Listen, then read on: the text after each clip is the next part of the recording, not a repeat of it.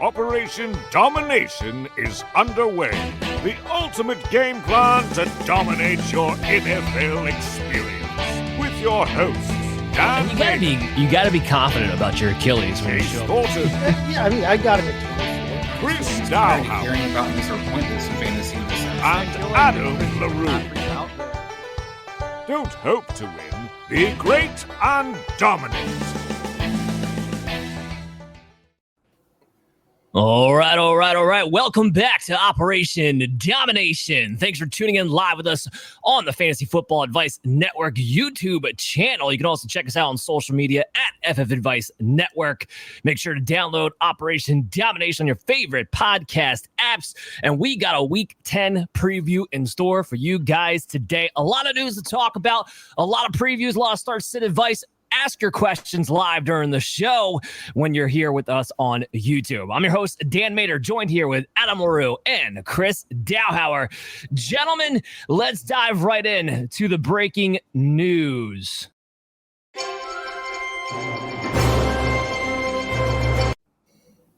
All right, first up, Dennis Allen, fired, gone. See you later. Sayonara. That's what happens when you lose to the Carolina Panthers. You instantly get fired because this should never happen. This is absolutely hilarious what happened there. So, Adam, let's go to you first. What was your take on Dennis Allen being fired with Darren Rizzi taking over the head coaching job, was a special teams coach? Do you think this changes anything for the Saints moving forward the rest of this season? No, and I'm not really sure how much it changes their direction. It feels like a reaction to,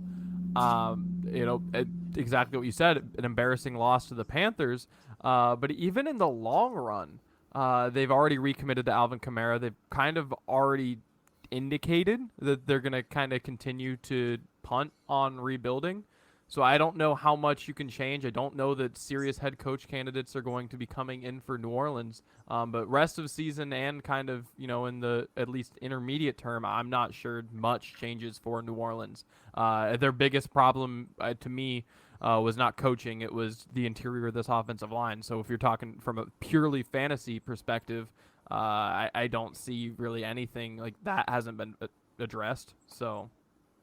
Yeah, from a pure fantasy perspective, no, it hasn't. You do this as a team because your hope is to get a jump start on the coaching candidates for next season. I will say this with Dennis Allen, his job is to do defense, and the Saints defense has been one of the worst since week 2, and that's been the biggest issue. I think that's why they make the move there on top of, losing to the Carolina Panthers doesn't help anything.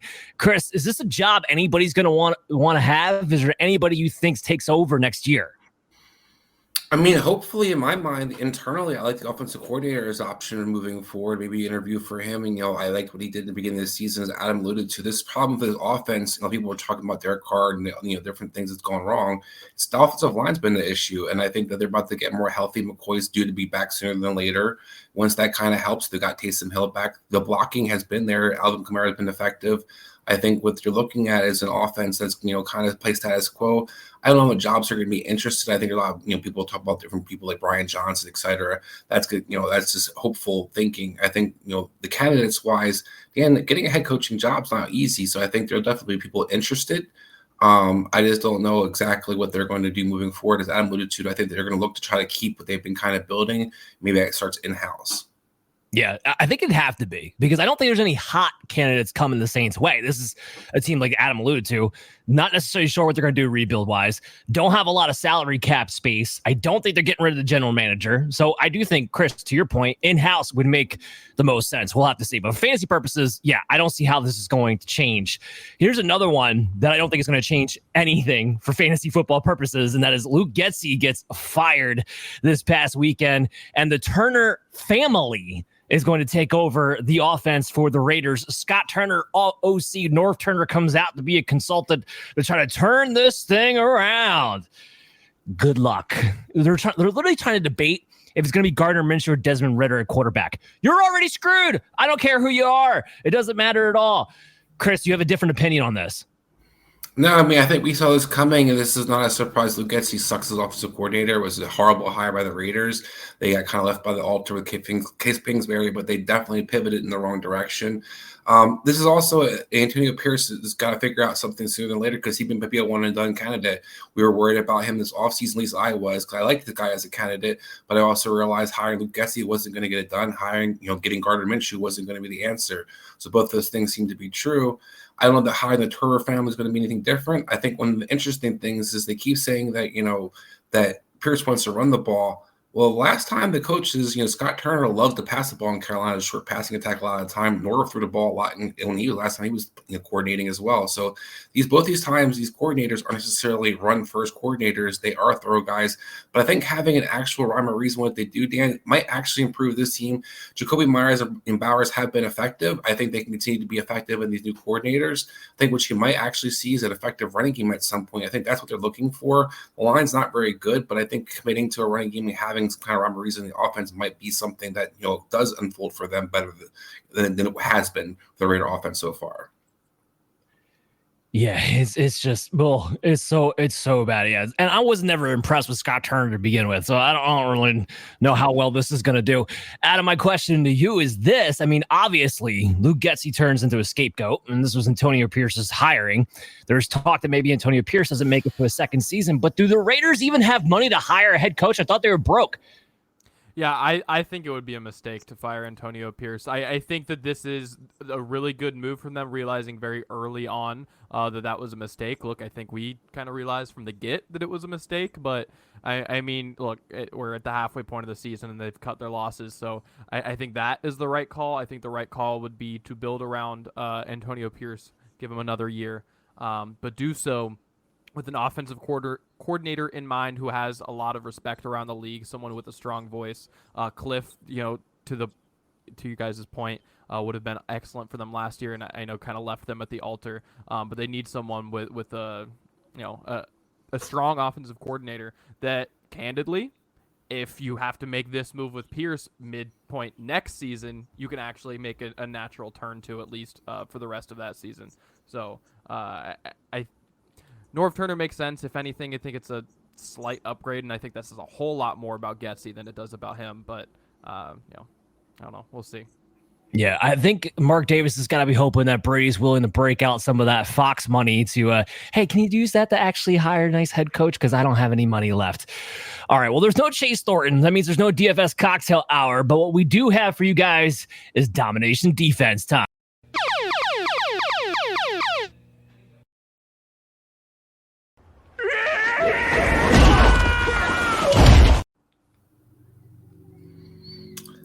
Dan. Well, yeah, as you talked to, one of the things that gets you fired is losing to the Carolina Panthers. Is that something that you not expect the Giants to do this week? The Giants will be taking on that Carolina team that has Bryce Young as quarterback this week, which makes me more excited about the dominating defense, which is that Giants defense. Look, the Giants weren't great last week. They didn't get the pass rush they kind of hoped for, but the most of the season they have been getting a great pass rush. This offensive line, Carolina, has been average at best. They lost to Kyle last week. They don't really have a left tackle. You're going to see Brian Burns coming home, have an opportunity to kind of show face of what was worth trading me. And I think he's going to hit home a lot. I think Lawrence is going to live in that backfield. I think the Giants defense in general is going to live in it. It's going to love this game. The Giants offense will actually do well as well. So I think overall, I love the dominate defense with the New York Giants this week. Yeah, I do want to throw this out there. If the Giants do lose, does Dable lose his job? I would hope so.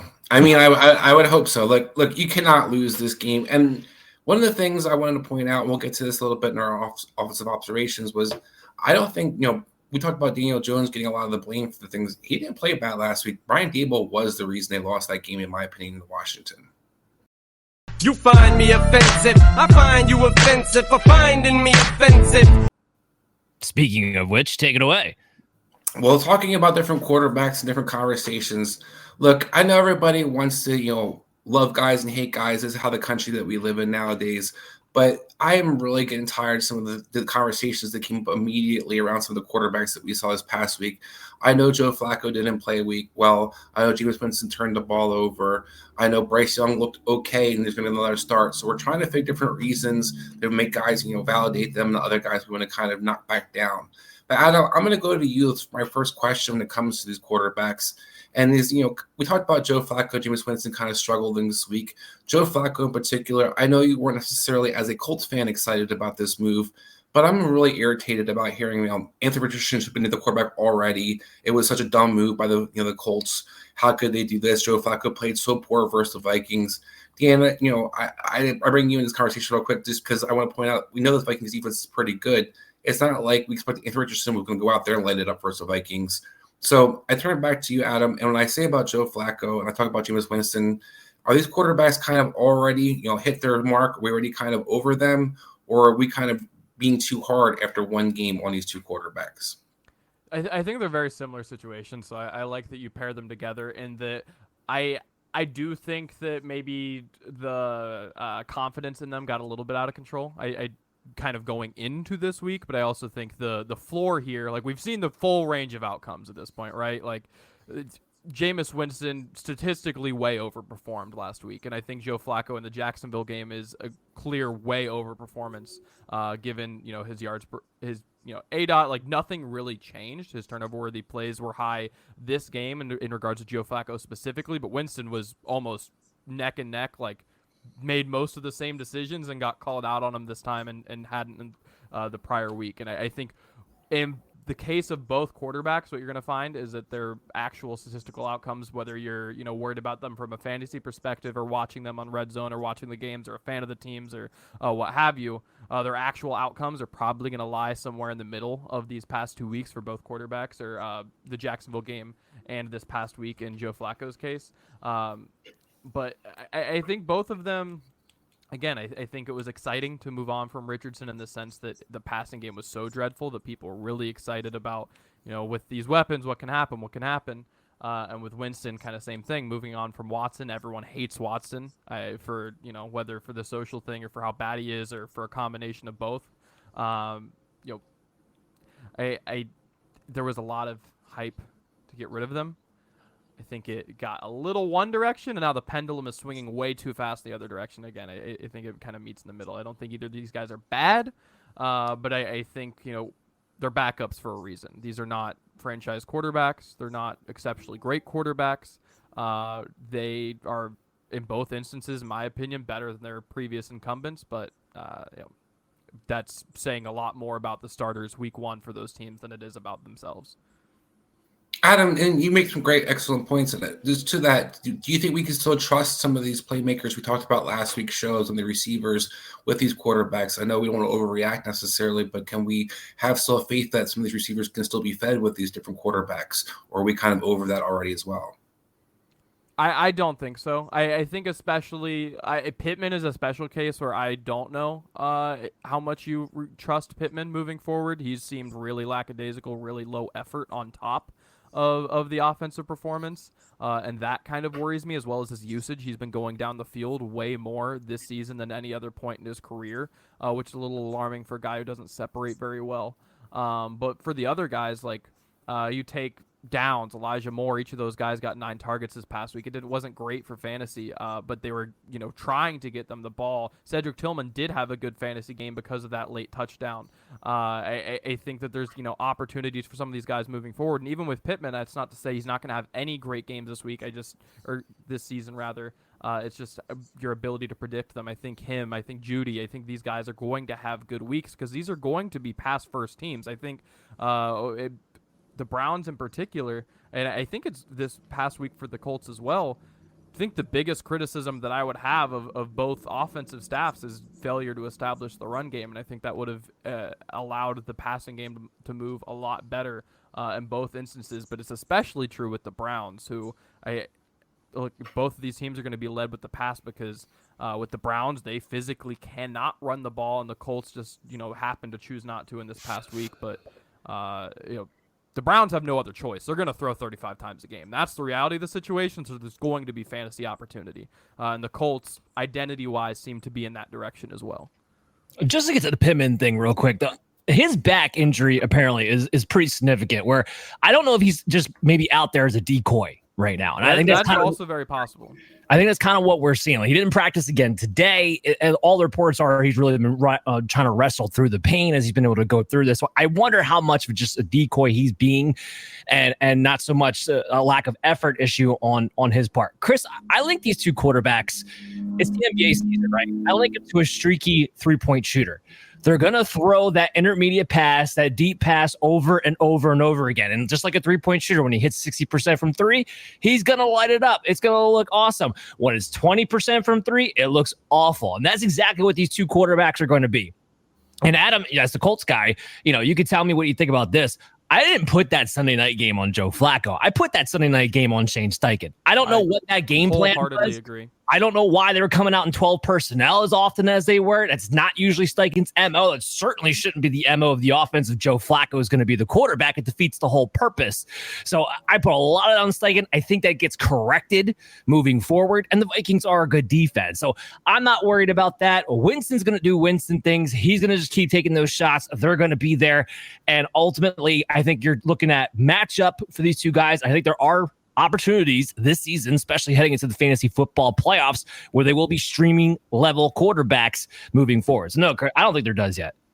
Just to throw one final thing out there with the specific matchup against the Bills for the Colts, the Bills' defensive strength has been their pass rush, and I bring that up to say that, in my opinion, man, watching both of them, it's night and day. I think Bortolini is going to be a massive improvement for Joe Flacco at center, with Kelly now on IR. Like, I'm sorry, I love Kelly. He's done a lot for the Colts, but I think that's going to help drastically when we talk about being able to throw the ball down the field, those intermediate and the deep shots, to your point. More time in the pocket with an older guy like that's going to help quite a bit. Oh, so we talk about different reactions, overreacting or underreacting to these quarterbacks.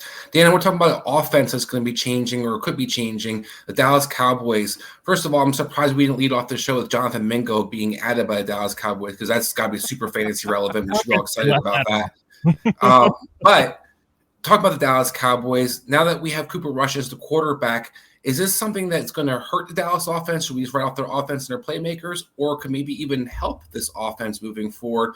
What's your opinion with this Dallas offense moving forward with Cooper Rush taking over as the quarterback?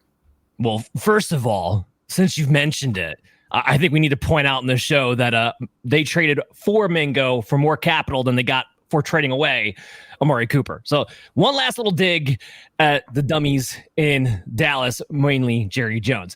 But anyway, besides the points, going back to your actual question here about Cooper Rush. Cooper Rush is not as good as Dak Prescott. I want to make that really clear. This is a backup quarterback.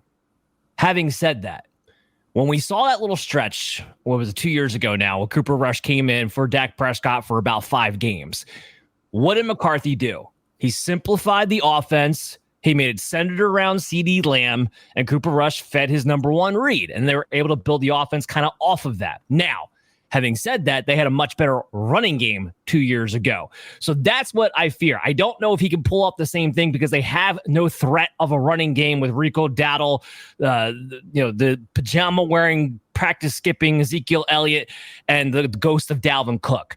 So if you don't have a running game, this could go very, very badly. But if he does simplify the offense, at least this could be very effective for CeeDee Lamb, bare minimum, moving forward. Making sure his shoulder's okay. Make sure 8 p.m. check out at FF Advice Network. We'll be on with Dr. Brian Scott tomorrow, talk about all these injuries. So we've seen it have success in the past. I don't think it kills CeeDee Lamb. I ain't touching anything else Dallas related.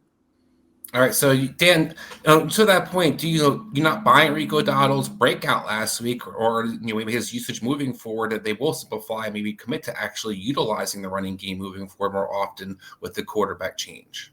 Look, he may get enough volume because the passing game work, the checkdowns, that maybe this guy's going to be more of a high-end RB3 than the low-end RB3 he had typically been. But this is still going to be highly matchup dependent. Rico Dowdle's not a special player. He's just a dude. And frankly, the Dallas offensive line has been underperforming to this point, in my opinion. So I'm more of is he going to be a higher-end flex play? He's going to be usable? Sure, because I think he gets the passing down work. I'm not excited by Rico Dowdle moving forward here. And if you go to Adam and give me a second, I'll actually pull up the rest of their schedule because I didn't think I liked the rest of their schedule either. Well, while you're getting to that, Dan, we're going to bring up some of the tight ends that that you didn't mention was Ferguson and what you think maybe his usage will be for the Dallas.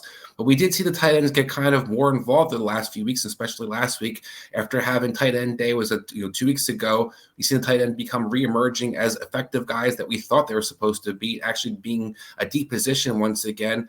Adam, Dan, are we back to the position where we're going to be able to have tight ends with confidence and actually have depth at tight end? Have the tight ends returned, or is this just a mirage that I shouldn't get excited about? I'm genuinely optimistic. I think the placement of tight end day is funny because I actually think it is a pretty good marker, and it has nothing to do with tight end day, or at least not, I don't think, consciously. But it's everything to do with teams kind of taking the first almost month of the season as a glorified preseason, where they're still kind of building into their offenses, and I think the more complicated parts of the offense kind of do revolve around the tight ends, right? They're guys who are very rarely, with the exception of Kelsey in his prime, Gronk in his prime, these types of players.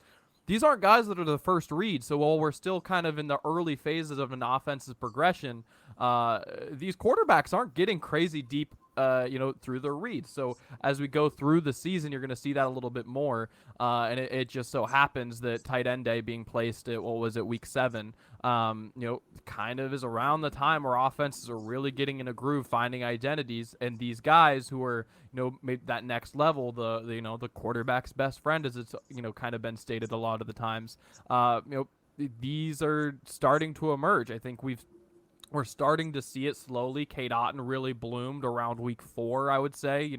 We'll talk about him, but a little bit earlier than the Mike Evans and Chris Godwin injuries. I think people forget that.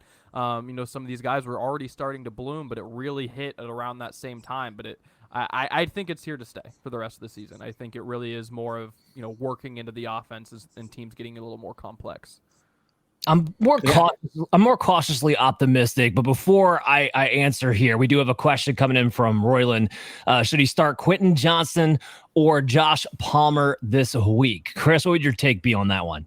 I'm going to go with Quentin Johnson. I know Palmer had the touchdown last week, but Quentin Johnson, any game that he's actually finished, has had a 30% target share for the Chargers offense, has been their big play guy down the field. I know it's not a great matchup, but if I'm going to take a shot on one of those two receivers, I'm going to go with Quentin Johnson.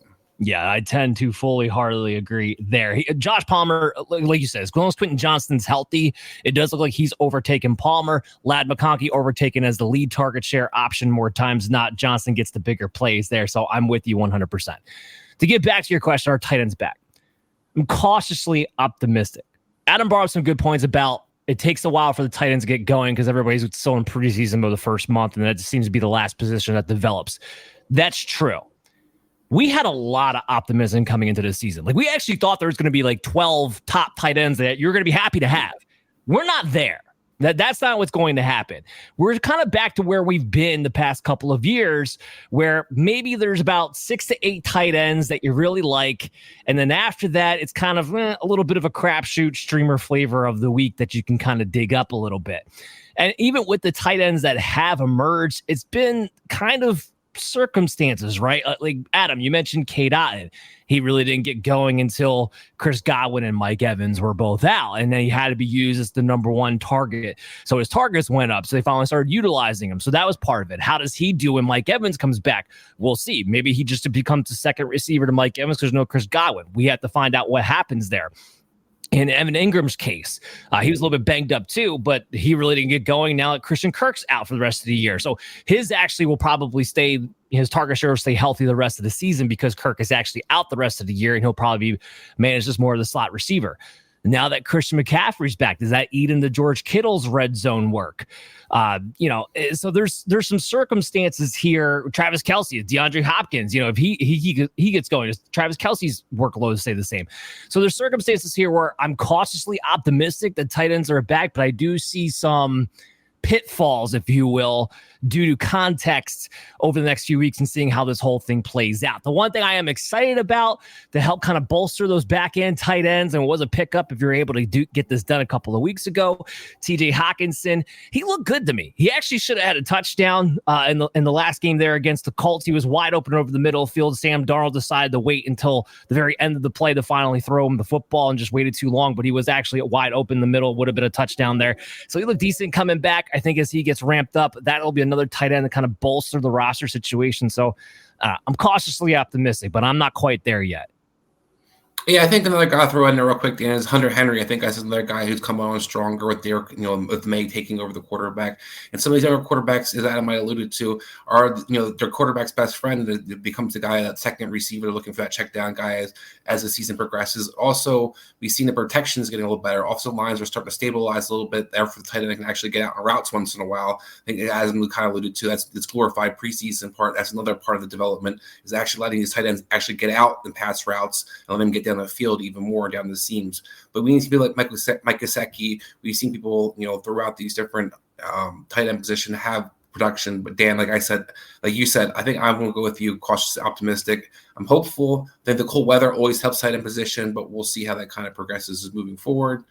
But I appreciate both of you guys and talk about temperature changes. Let's get to Adam and the temperature change. Hot air, so hot in here. Yeah, cool. So we're going to check in on some market values and kind of, gauge the temperature on these guys, whether, at their current values, we like them. These are guys who are very market fluid. And we are, Mr. 49ers fan, we're starting with you, and we're starting with one of your own guys, and that is Brandon Ayuk, who, obviously on IR, but is someone who has been on the move quite a bit, as contenders who had Ayuk bring him into the season are, getting their identity as true contenders and are selling him off to rebuilding teams. And I think the value here is pretty interesting. Right now, he is the wide receiver 30 on Keep Trade Cut. And right now, he is the most traded wide receiver in Dynasty, third overall most traded player. And I think some of the values here are pretty interesting. He can be had straight up for Michael Pittman. I have Rico Dowdle and Josh Downs for Brandon Ayuk. I have Cooper Kupp straight up. I have Deontay in a second for Ayuk. We have send Devontae, get Ayuk and Stephon Diggs back. We have Bo Nix, Tank Dell. Could go on in that value range. But point being, this is a guy who, look, we kind of questioned the amount of targets he was going to get and how that could be a hard ceiling on him from a fantasy perspective. But going into the season, we all believed he was a very efficient, very talented, one of the more talented receivers in the league. So I have to ask you, I mean, at that price, are you buying kind of going into next season if you're rebuilding? I think all that's fair. Whether you're getting Ayuk or you're trading him away, I think everything you just listed out is completely fair. Look, I talked to Dr. Brian Scott about this last week, getting into his injury, and he's not going to be ready to start beginning of the year next year. This wasn't just an ACL tear. This was a multi-ligament tear in the knee. Really would not be surprising if it wasn't until week 6 or so into next season that we actually got to see him be back. Now, he's a young player. He's under a big contract. Deebo Samuel's not going to be there forever. George Kittle's not going to be there forever. But what we do know about Shanahan is it really doesn't matter how much you get paid. It doesn't dictate the targets to you. Does Ricky Pearsall develop into something that they like? Does Jacob Cohen develop into something that they like? My point more so being Brandon Ayuk's never going to be a 150 target guy on the San Francisco 49ers. It's never going to happen. Plain and simple. Is he fantastic? Yeah. I mean, even when he wasn't getting the targets early this year, he was still top 3 in separation. Like, he wasn't having an issue getting open. They just weren't getting him the football for one reason or another. Long term, as in 2 years from now, do I like Brandon Ayuk? Yeah. But the rest of this season, probably next year, I'm not so thrilled. So if you're in a position where you need value within the next 2 years, I'm okay trading him off. I'm not necessarily going after him unless it's a bargain bin price.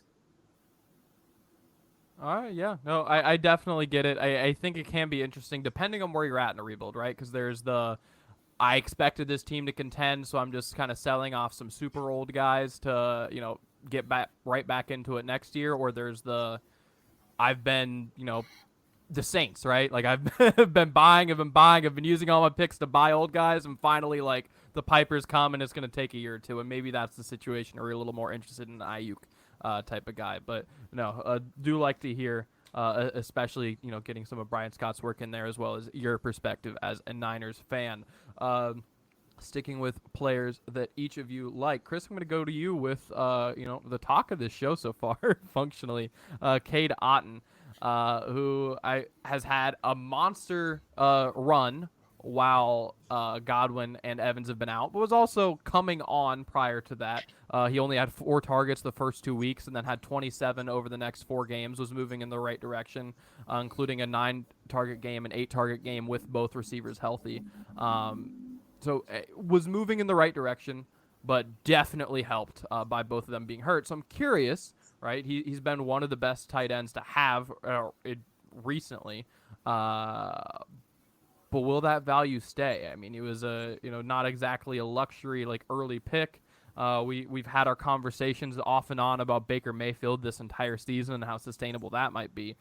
So as far as value goes, he's now up to I know not your favorite player in the world, but value-wise, JSN, a second-round pick, Dallas Goedert in a third. We've got more second-round picks, and then being moved in deals to move up and get like a Sam Laporta, for instance, with the second.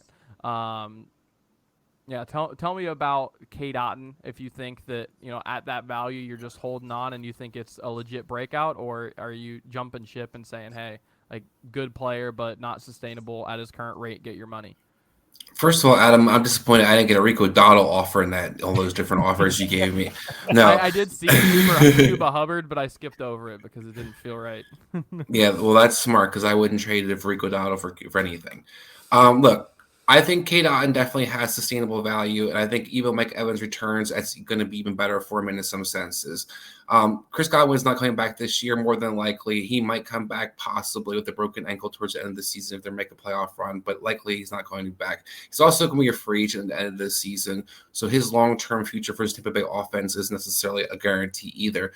Cade Otton is a guy who was coming on, as you alluded to. He wasn't doing that's not like productive-wise, Adam, early in the season, but the metrics looked good. He was getting out in the routes. He was being involved in the offense when he was out there. He was going to be a guy that kind of was waiting for the metrics to kind of hit. And once in a while, when they did hit, it was, a big boom for a lot of people. What I worry about Cade Otton in some senses is the touchdown sustainable. I don't know, because it seems that Baker kind of spreads it around. When Mike Evans comes back, that will be the preference to go to. But I think when you look at the second passing person in the offense, it's going to be running back for Cade Otton. And with the running backs they have with good pass catchers, it's going to be hard to ever key on Cade Otton. Therefore, he's going to have a lot of opportunities to see easy coverages, a lot of soft zones. So I think Cade Otton's the guy that I would not give up. A lot of the trades you talk about Dallas Goedert. Dallas Goedert to me is a guy getting older, coming off of hamstring issues, and the third rounder isn't really worth it. If I'm a tight end premium, I'm definitely not making those moves. If I'm in a regular, tight end value, the second rounder would be worth it to me. But I think other than that, I'm not going to pull the trigger most of those deals. I think Cade Otton is one of the better tight ends you can have moving forward on your roster. Chris, just Adam, real quick, because I want to piggyback off of your questions here with Chris and Cade Otton. What if Liam Cohen gets a head coaching job and they have to go another offensive coordinator? I would be more worried about that if Baker's not the quarterback. One thing Baker's historically shown is he likes a tight end position, especially if he has a good one. He's going to throw it to them. And with the offenses, it seems they're building their offense around Baker. If that's going to continue to be whoever the coordinator is, I think it's going to be a good. Now, if they bring in Greg Roman, for example, of course, it could change with the tight end position. But I think, what are you talking about? Greg Roman? I'm going to say I caught myself here, but what I am more so is, if you're looking at a guy who's going to be more conservative, not hide Baker, I would be a little worried about that. But right now, with it, they seem very Baker-centric at Tampa Bay. I think that's a good thing, no matter who the offensive coordinator is for Cade Otton. The one thing I was going to throw in there is that Mike Evans definitely dominated in the red zone, but Chris Godwin was putting up top 20 red zone targets as well in his own right. So if you do believe that Cade Otton can, take that role over sans Chris Godwin, then he can definitely coexist with Mike Evans. There's room for it at the very least. And real quick, I was just going to bring us, to Adam. This is more something you could speak about, but I look at the other young tight ends that he's kind of competing for, quote unquote, moving forward. People love the Dalton Kincaids of the world. He hasn't put up nearly the numbers that we've seen Cade Otton do, and he's been kind of used. So when we're looking at the tight end upsides from these guys, Evan Ingram's getting older. Mark Andrews is older. Travis Kelce's older. A lot of these tight ends are older. Hawkins is coming off a major surgery, but still 20, 29 years old, get a little older. So I look at a guy, hitting his prime in a sense. Other than McBride, what other tight ends are you really valuing more than Cade Otton as young guys? Yeah. By the way, Cade Otton is ranked on Keep Trade Cut the tight end number 9. I didn't add that part in there. Moving on to our last guy though, which is Nick Chubb, and I'll go ahead and pull that right now. He is the running back 39 on Keep Trade Cut. It's interesting. He has, to me, not looked great. This is kind of the other end of it, right? We talked about Brandon Ayuk, who had the bad knee injury, multi-ligament tear, and now we have the guy coming off of it, and he's an older running back, but he's like one of those guys who has been such a talent that you want to believe in the potential for, give it a few weeks and maybe it can turn around, or maybe it's the beginning of next season. But at the same time, the value has held on to itself enough that I'm not sure that I would blame people for, just not taking the risk and getting out now that he's at least made it back to a football field, right? So here's are some of the values. There's a second straight up. There's Darnell Mooney straight up. Nick Chubb and Pacheco for CeeDee Lamb, which is a crazy one. I think that's probably an outlier there. But Tua Tagovailoa straight up. Chubb and Devontae Adams for a first.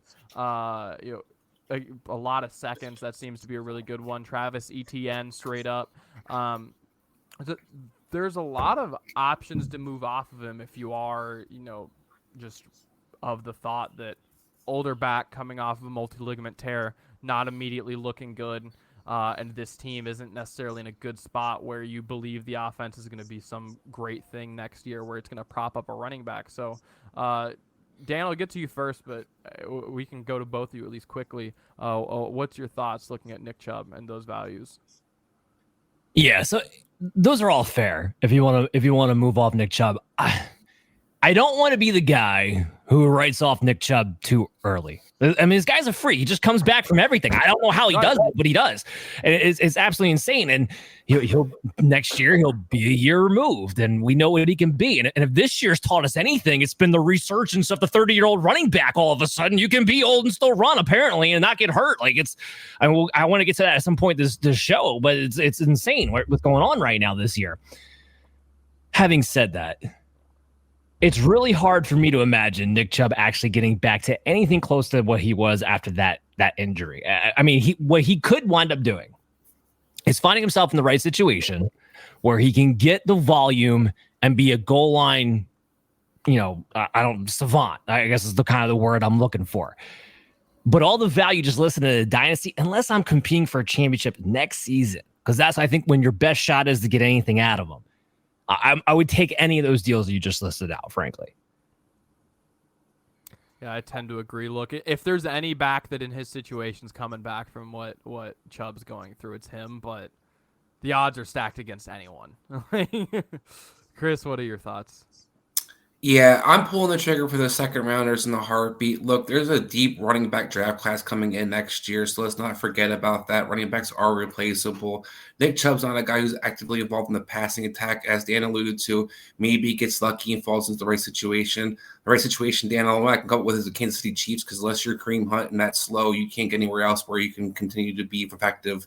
I'm really worried about Nick Chubb even future-wise at Cleveland. Look, this team might have to eat Deshaun Watson's contract next year. If they have to do that, they're going to have cap issues. You can't pay a running back $15, $20 million. So there's another thing that you look for Nick Chubb moving forward.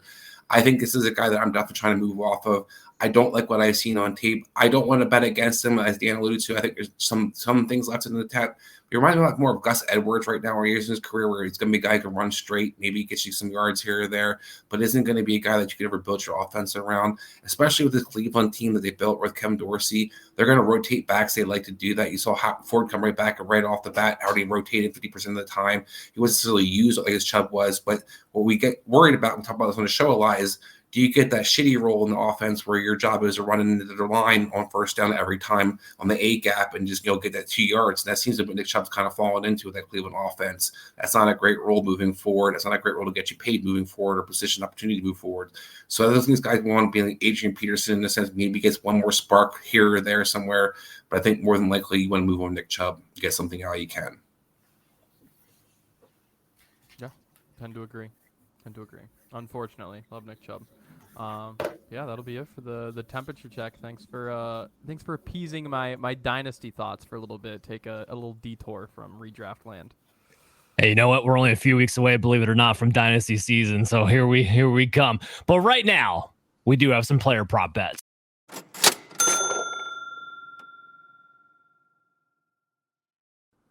All right. Well, we got him back on fire the last couple of weeks. Hopefully we can keep it going. DeAndre Swift, I got the over 72.5 rushing yards. Prior to last week, he's been over that mark 5 games in a row. Patriots have allowed the second most rushing yards to running backs this season. He's the only thing working for that Bears offense right now because Shane Waldron's a moron. But DeAndre Swift, over 72.5 rushing yards. Alvin Kamara, over 4.5 receptions this week. He's been over that mark 6 games in a row, and he hasn't had less than 6 receptions in any of those 6 games. There's no Chris Olave this week, or at least I'd be shocked if there was. Rashid Shaheed is gone for the year. He is the lead targeting receiver on top of being the lead running back. Alvin Kamara, over 4.5 receptions this particular week. Oh, and let's go to Drake May, who's been lighting it up. Everyone told me how he had the weight, and he had the most time, the most project of all the first-round quarterbacks. He's lighting it up with DeMario Douglas and Kayshon Boutte and a bunch of other scrubs. Kendrick Bourne coming off at ACL. And guess what? The guy's been great. In fact, every game he started and finished so far this year, he's thrown for at least 1 passing touchdown. His props at a half a touchdown this week against the Bears. Give me Drake May over with 1 passing touchdown this week. And with that, we can go to our crush or bust. And I'll crush you like a paper cup. So now it's time to get refocused on week 10 and talk about the players that we want to start or we want to sit. So, Adam, I'm going to go to you first with your crush of the week. I like it. Yeah, look, Crush may be a little heavy-handed with it, but he's definitely someone who I think is very much so in flex conversations this week, and that's Wan'Dale Robinson. He's been pretty heavily targeted a good handful of times this season. We're going on 2 back-to-back off weeks, but the matchup is much, much better this week against Carolina. Look, they've given up, I believe it's 40 more points than anyone else in the NFL to this point this season. So this is one of those matchups where you're just trying to get players that are playing Carolina. I mean, that's the reality of the situation. Unless the New Orleans Saints, there are going to be some points to be had, and even then they put up 20. So playing against Carolina is pretty good. And the Giants are one of the teams that are bad enough that this actually could be a back-and-forth affair where for a lot of teams it's, all right, run game, run game, run game. The Giants are bad enough. The passing game should still be involved throughout, which makes this especially interesting.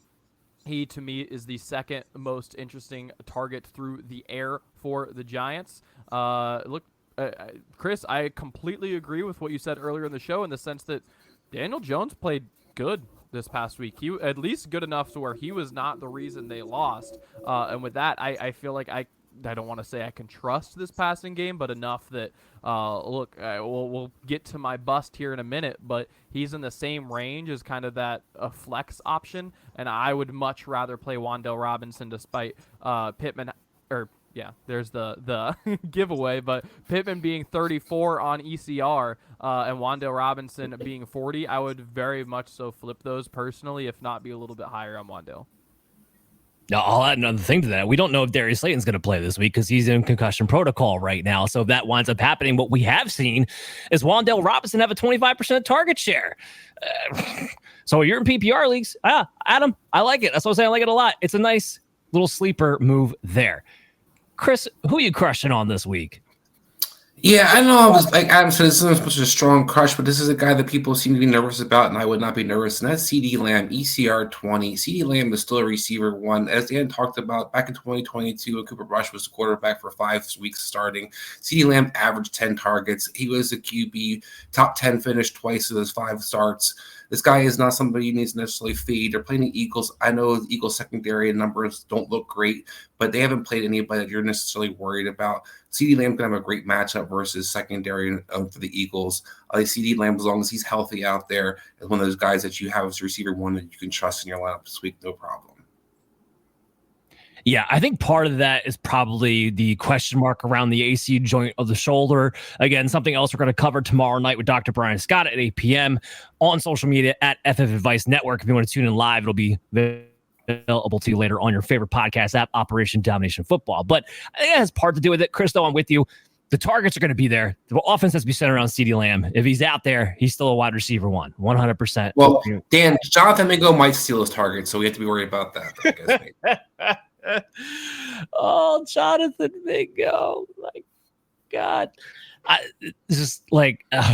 heard someone said this well. It's like they must have loved him in the college draft evaluation. And yes, that could be true.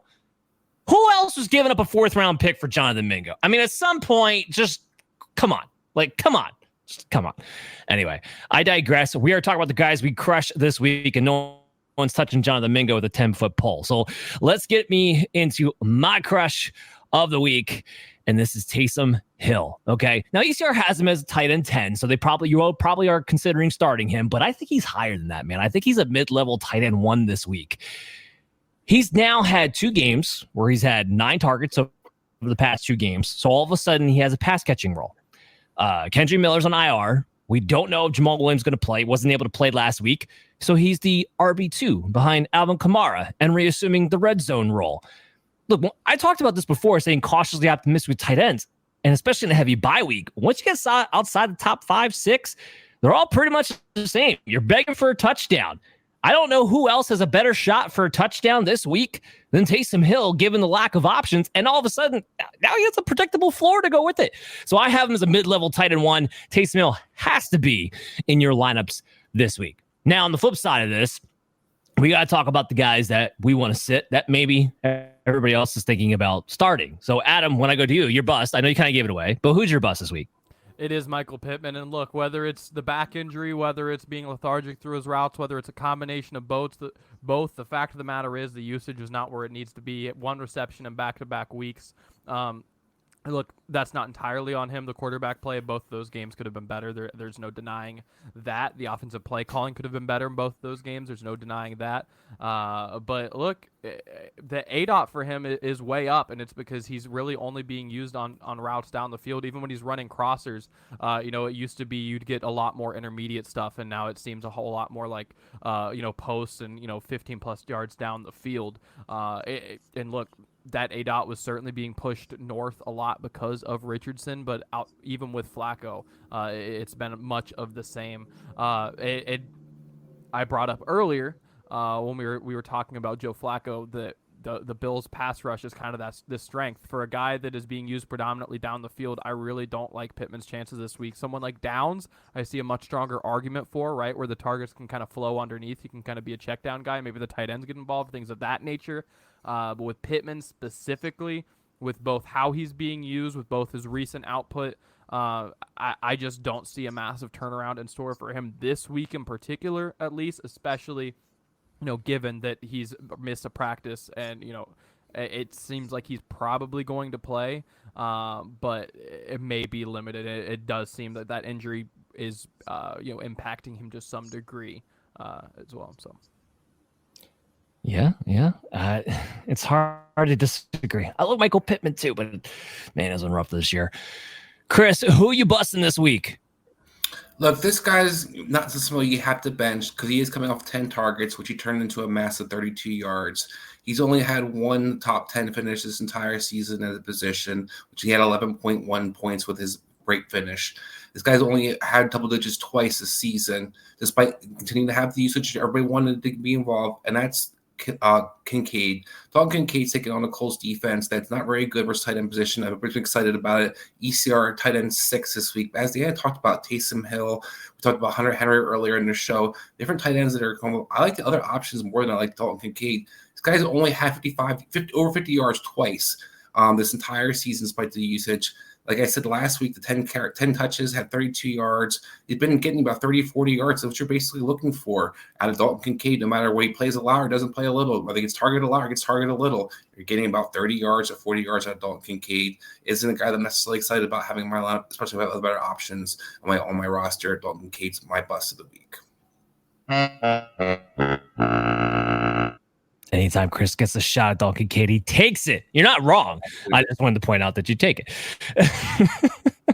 All right, so let's get to my bust. The guy you got to sit. I feel like people are just like, they were just looking for a reason to like plug him back into the top 12, and it doesn't really make that much sense to me. It's Patrick Mahomes.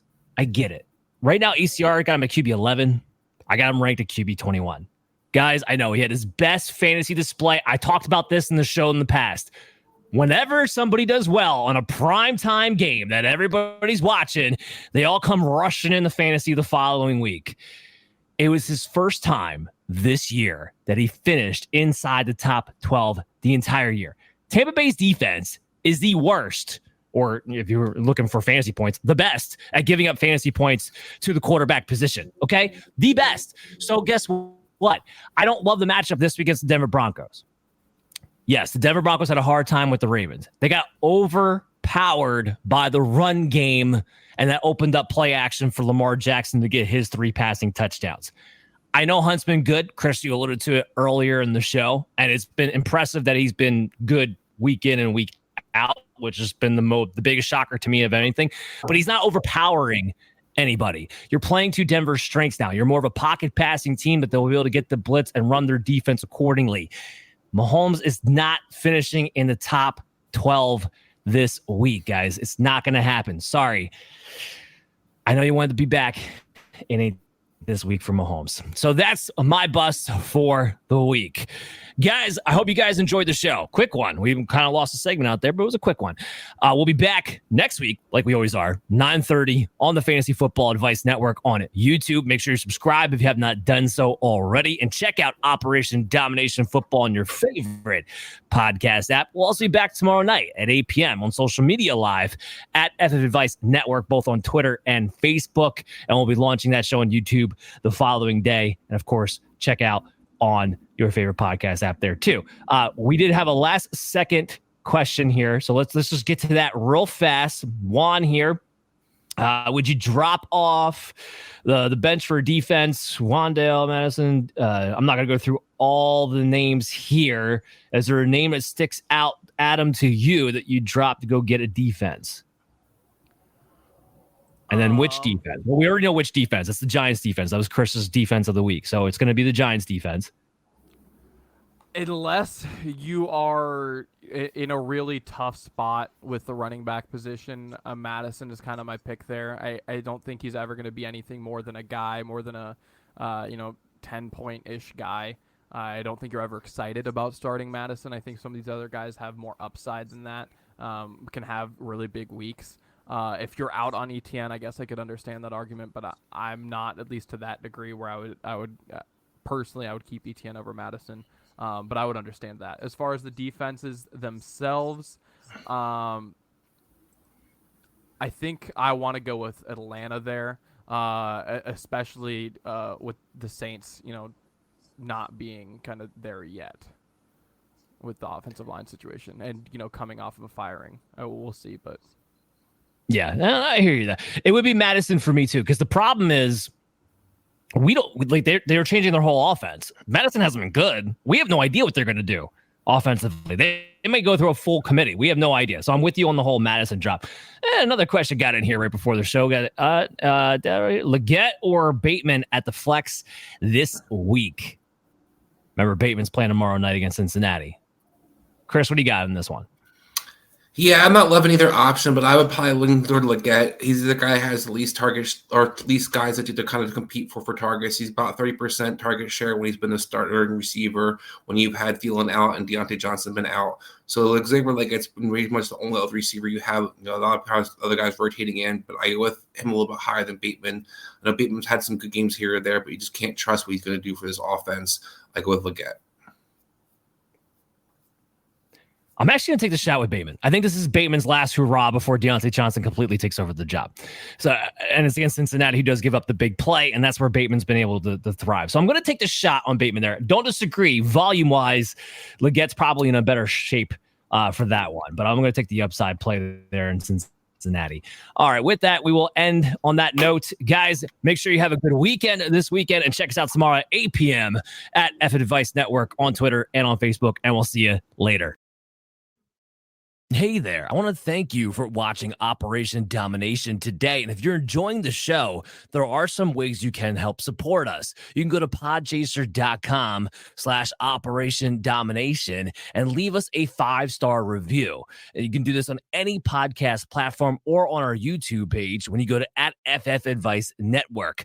This completely helps out the show be able to grow, and also leave us comments to let us know how we can curtail the show to you, because you are the most important member of the show. So again, go to podchaser.com/Operation Domination to leave a 5-star review and leave a comment wherever you listen or watch the show, and we'll help better serve you.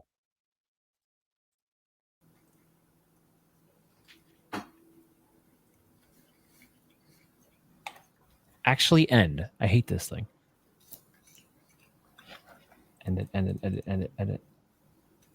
Don't hit